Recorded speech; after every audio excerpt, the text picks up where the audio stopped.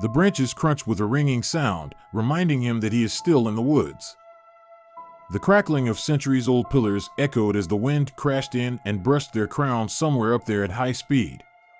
The disturbing darkness has blinded him, and he has to navigate almost exclusively by ear. Needles of cold pass over his hands and face. He can no longer feel his legs, only the clatter of his boots reproaches him for his rash decision to run straight. But his confidence doesn't leave him. That's where those screams came from. The crunching of branches was replaced by the rustling of grass, and with his hands he felt a wall of dry stalks before him. And as he pulled them apart, he was dumbfounded. For a second he forgot everything, because in front of him was a field, dotted with diamonds of stars. The silence was interrupted by a cry, silent at first, and then turned into a piercing scream. He gazed intently through the darkness, groping for fragments of the landscape, and yet he found the source. At the other end of the field was a cliff, on which stood a girl in a puffy white dress. As she looked at it, she threw herself down. A clap and a rumble of water sounded the death sentence. Without a backward thought he rushed forward, and there waist deep in water he heard a shout from behind him. "Stop, you damned man!" On inertia he continued to dive. The water covered his shoulders like a thick blanket. "Stop, I say!"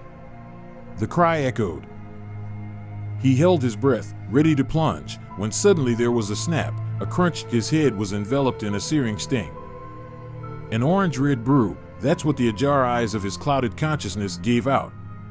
A little later, he regained consciousness. And he realized that he was lying without boots and jacket by the fire on the lake shore. A little further away there was a small turtle on the ground. Wooden boat and a thin oar. He stood up and shook himself off. His wet shirt and pants were pressing against his bulky armor, his legs were aching with fatigue, and his eyes darted from side to side. It was only later that he noticed a strange silhouette on the other side of the fire. Lurking to the side with a twig in his hands, the old man, sighing heavily, was returning the shooting embers to the fire pit, and humbly looked at the fire, and then raised his head. The chalk of his hair and beard did not age him a bit, and in the milk of his eyes the fire drowned and the stars went out.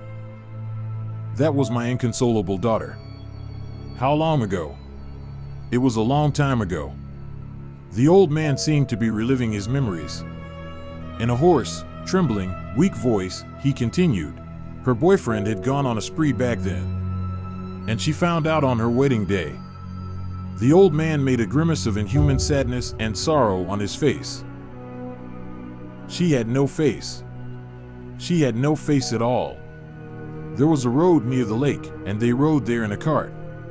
And he whispered something in her ear, and she jumped out of the cart. "I don't believe it. I don't believe it. I don't believe it." And with these words she ran to the cliff and threw herself off. At that moment a comment fell in the old man's reflection. That's how many men jumped after her, not one of them came up. Her soul is not at rest. Cursed this place, cursed her, and cursed me. The old man's voice has gone very low. Yes, it's been a long time.